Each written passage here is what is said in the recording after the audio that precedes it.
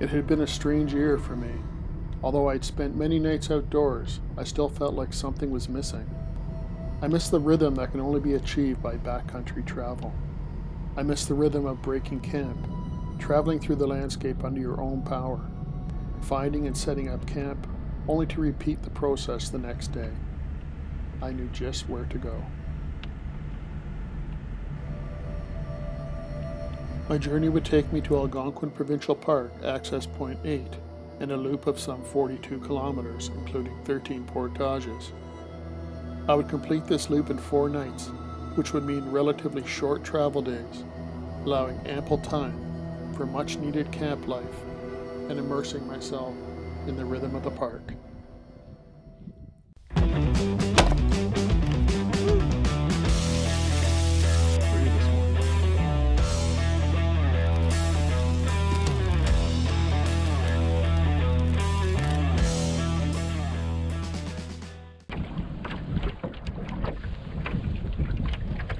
Morning. It's about 9 a.m.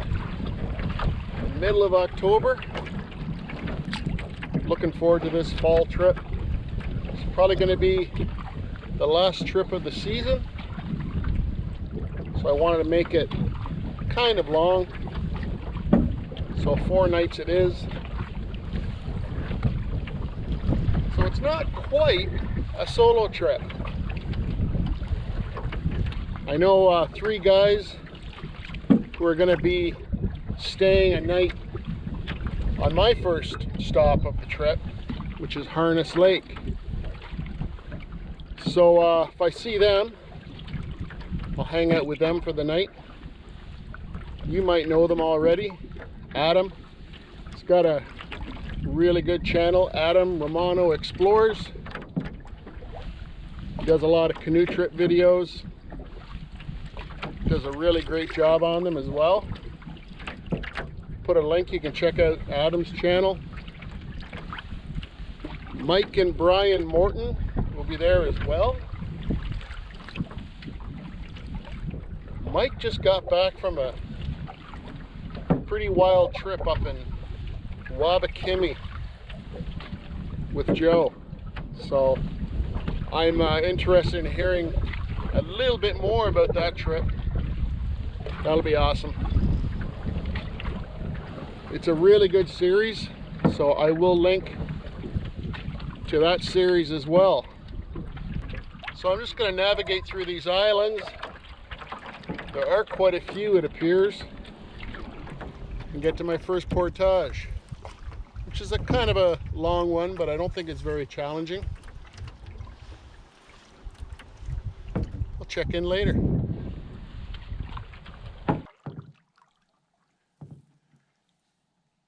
1,640 meters. Let's get her done.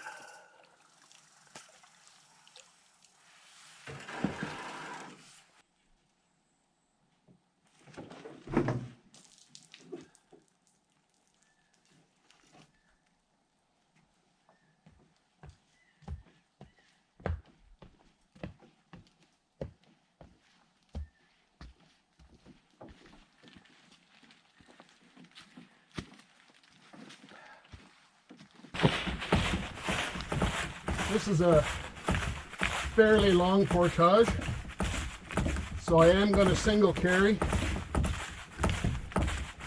If it's shorter, I don't mind making a couple trips. It smells absolutely amazing in here, with all the leaves on the ground, the ferns.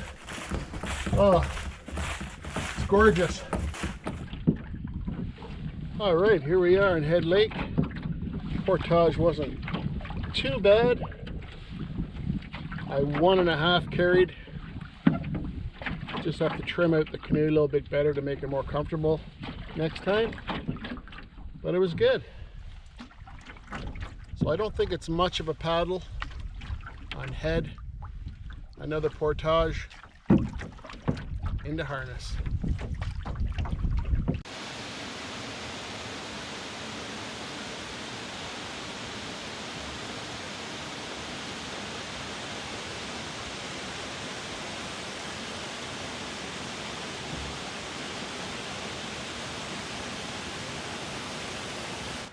Looks like there will be a succession of beaver dams when they get to the real portage.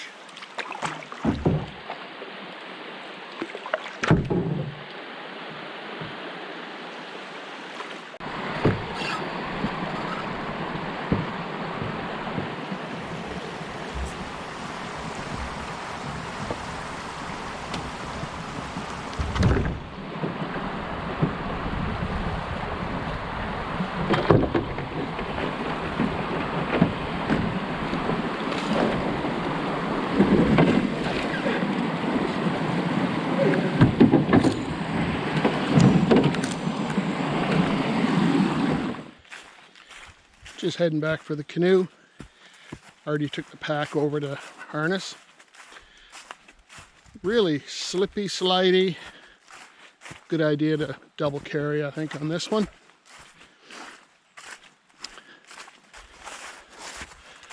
Oh, I just got to say again how beautiful it smells in here. Amazing. All right, 2 decent portages under my belt right now, and I'm on Harness Lake. And looks like the boys are straight ahead. So that's good. I'm ready for a bit of relaxation.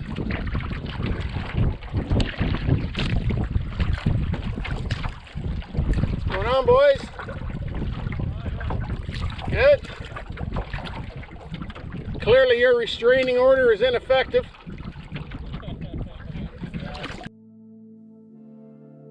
It was great having the opportunity to spend the evening catching up while we cleared up our list of camp chores. We reminisced about past trips and discussed our own personal bucket lists of future adventures. Of course, we enjoyed some good food while being warmed by the fire in the Algonquin backcountry.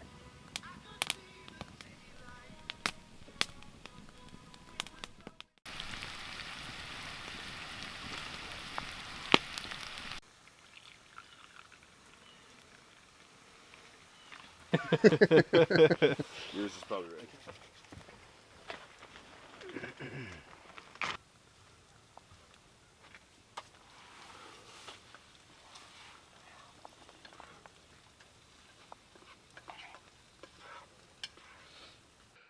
All right, so camp's all packed up. Had a really good night. Look at the weather. Turned into a beautiful day. Great time with these guys. They shared a lot of their knowledge about this loop because they've all done it many times. Thanks very much, Adam. It's good seeing you. Nice to see you. I'm not going to do the left-hand shake is awkward, you know. Mike and Bri, thanks, man. Yeah, good to see you again. Had a good time. Likewise. Take it easy. Have a good rest of the trip. Likewise. Safe travels, buddy. Sadly, I lost all my day 2 travel footage because of a corrupted SD card. I traveled from Harness Lake to Party Lake to Kirkwood on to Phipps Lake, traveling the length of Bonnechere to a beautiful campsite where I spent the night. Okay, here we are, home for the night. I wasn't going to take this site because it's a little exposed and wood might be a problem. But when I got up here, I liked it. So here it is. I'm on a point, a little bit exposed. The wind's kind of picking up right now.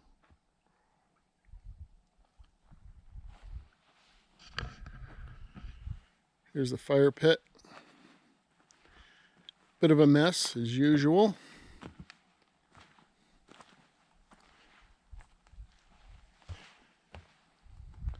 Usual assortment of grates. And someone's been cutting green boughs again. For what reason, I'll never figure out. But people like to do that. And there's a place to put my stuff, which is really nice. A little charging station going on. And a throne. A throne is what I need. So I can get protection if I hang my hammock back there. That's no problem. But like I said, I think finding wood's going to be a problem. That means I better get to work. Yeah. So I found something pretty decent. Enough for tonight anyway. Silky big boy for the win. Time for a little snack. Has some spicy habanero cheddar. This is a duck sausage, a cured duck sausage. Absolutely amazing stuff. Little snack before I start processing that firewood.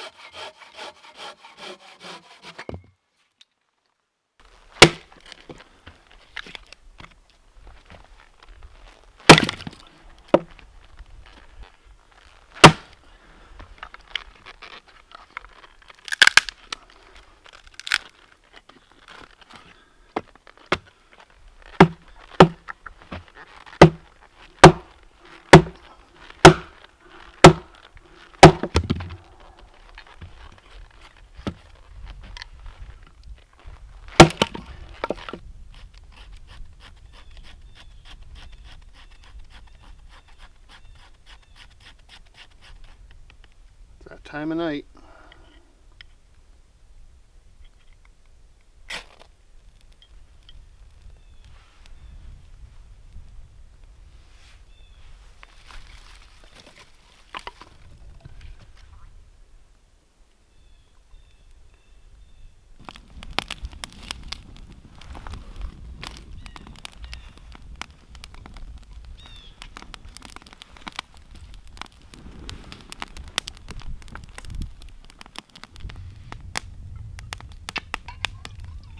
Well, I think I deserve a little something something. That was an awesome day. Traveled through several lakes today, but I have to say, the prettiest so far might be Bonashare. It's a gorgeous lake. Really nice. And this site is really a sweet site. Love it. The winds died down a bit, so being exposed didn't end up being a problem. I did find some wood. I know where there's more if I need it. All's good.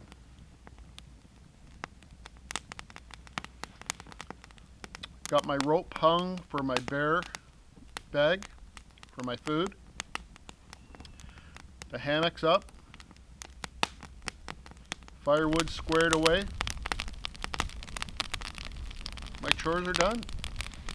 Just have to cook my dinner and relax.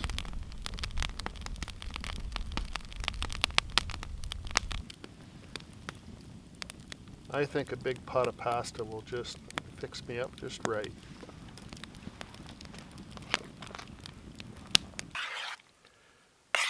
Okay, let's see how we made out here. Rigatoni with sausage, ricotta, onions, peppers, garlic, spinach.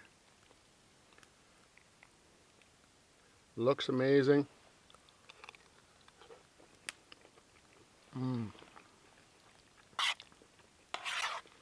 Absolutely delicious. Really hits a spot out here on a fall evening, let me tell you.